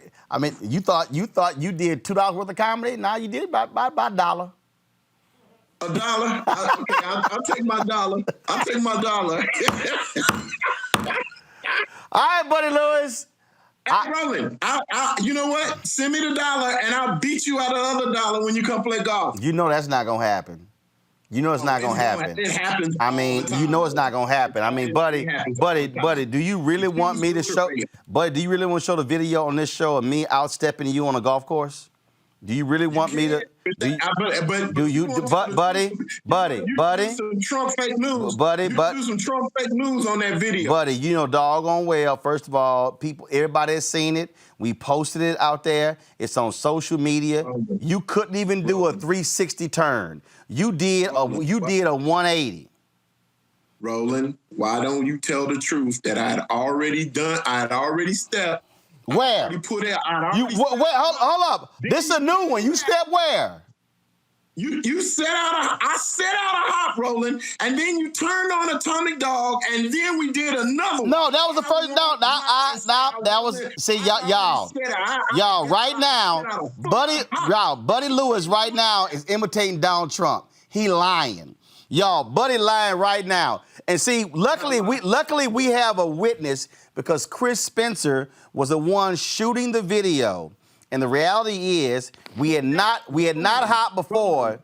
You know what? That video picks up like this video. You don't see what happened inside the store. You picking up the stepping as it it was just like that video. Chris started videotaping after they got out the store. That's the reality of what the video. Buddy, we were not in a store. We were on a golf course. What? See, right now your lie. See, buddy, your lie is breaking down before our very eyes because you say in a store and. No. I said it's like the video in the store. I'm saying that video that we have is not showing, just like the store, doesn't show what happened on the inside of the store. That doesn't happen. You don't see the pre-step before we get to the stepping. You don't see that I already set out a hop, which made you go, I can hop better than you, which means you turned on the music, and then we set out another hop. So I had done 2. So I was already better than you because I had done 2 hops. Ladies and gentlemen, this is the beginning of the video. Oh, he ain't gonna put on Atomic Dog because Buddy's don't make it. I said, you think I'm worried? Now, Buddy was hopping. The problem is, Buddy can't step anymore. Shit, Buddy actually hops. He gonna blow both knees, an ankle, all this sort of shit. So let me, since he old and he an Omega, let me show an Alpha, show the ass how to do it.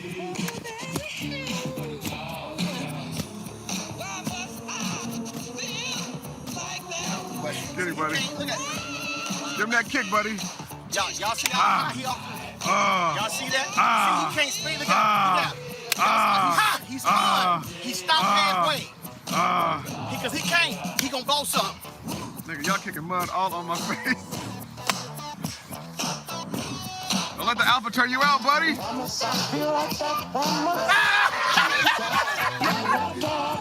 I told him Alpha's his daddy. Fuck that.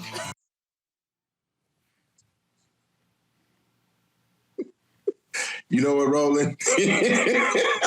We gonna have another step off. See right there, y'all. Right there. When somebody say we need another one, that means they got their ass whooped that time. Yeah. See, buddy, problem is, buddy. I'm just gonna prove. No, I'm just not gonna have a pre-step before the step show. That's all. That's what I'm saying. Is that how it is? That's all. That how it is? That how it is? Yeah. That how it is? Because see, right now, you really mad. You're really mad because you got busted lying. You were sitting here lying. You were sitting there lying. And see, what you didn't realize the video started at the beginning of the conversation. See, you thought the video started like in the middle of, Roland. Go ahead. I'm saying is, bro, I had already set out a hop because Atomic Dog was playing. Then you said, let me show you how to do it. And see, right there. Y'all. Let's do it now. Ladies and gentlemen, I told y'all you should never trust these lying Omegas because because matter of fact, buddy, don't even trust the lying Omegas because right there, y'all, he lying. But buddy, I'ma leave you with this one, buddy. Cause see, I ain't quite sure you can do all this. Hit it.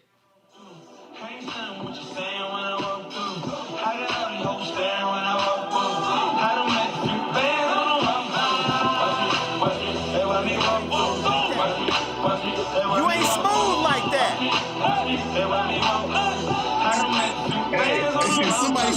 You ain't even smooth like that. But buddy, you ain't got, buddy, there's nothing about you that's even close to that. You can't flow like that. The only thing you can acknowledge that you are similar to that is your first name is Roland. That's it. Nothing else. Nothing else. I think I'm done. Y'all, get what's your Cash App again? Cause see, now they gonna feel sorry for you and send you some money after you got your ass whooped all up on the show.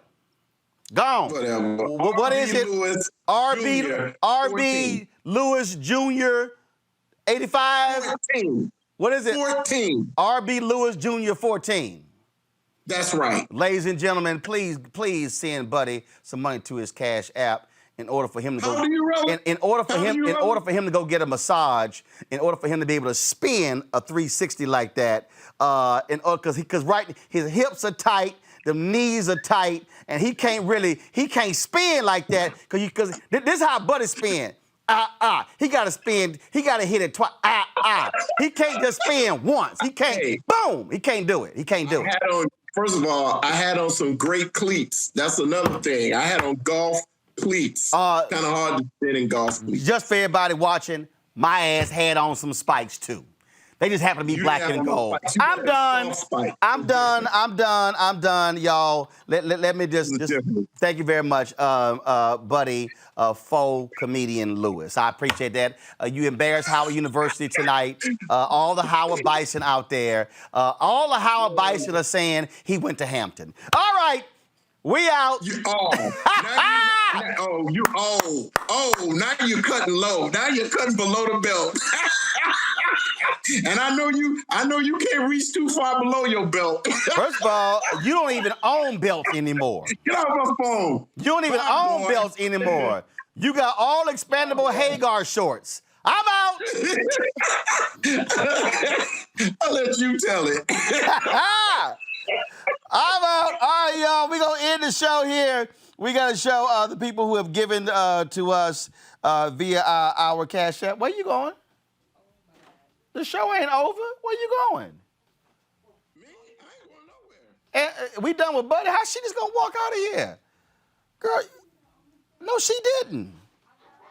Did she really? Keenan, Anthony, hit up with the camera. Put camera 4 on Camila. She better walk her ass out like the show over. Right there. Where you go? What?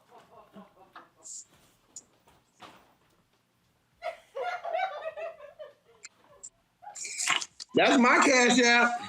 And she also went to Howard. What the hell is that with y'all Howard people? We the Bison. Okay? You know. Y'all, you know what y'all gonna be? Y'all gonna be unemployed. What? You gonna be unemployed. She gonna be. Bison can find a job. She gonna be calling Buddy Lewis. Gonna get a job. Yeah, not with that Bison gonna get a job. Yeah, not with that $1. Not with that $1 on your Cash App. All right, here are the people who contribute to our Bring the Funk fan club. Buddy didn't because he broke. Shout out to Amy Lewis. Ain't no relation to Buddy Lewis. Amy Lewis, Beverly Hunt, Claude Brown, Curtis Jones, DeMarcus Streeter, DeMario Green, Dominique Black, Eunice Haynes, James Rivera, John Wilson, Jonathan Roberts, Catherine Daniels, Keith Joseph, LaShawna Hardy, Laurie Steiger, Loretta Johnson, Margaret Grooms, Melba Pete, Mildred Pittman, Myra Campbell, Nelson, Igene, Pamela Shervington, Quintina Bogani, Reginald Wright, Richard Bailey, Richard Bird, Russell Celestine, Sylvia Terry, Trading for Profits LLC, Virginia Mucker, Wayne Lockett, William Morris. If y'all want to join our Bring the Funk fan club, all you got to do, go to RolandMartinUnfiltered.com, Cash App, $RM Unfiltered. PayPal, you got the number right there as well, paypal.me/R Martin Unfiltered. And of course, you can mail us New Vision Media in Inc., 1625 K Street, North NW for Northwest, Suite 400, Washington, D.C., 2006. You can also give right there on YouTube. All right, folks, I got to go. I'll see you guys tomorrow. Teddy Riley, I had to have some dental work. That's why he didn't join us today, so we're trying to reschedule him for Friday. All right, I'll see y'all. Yes, I'm representing my man, Jackie Robinson, Brooklyn Dollars. That's the only way you see me wearing any jersey other than the Astros. I got to go.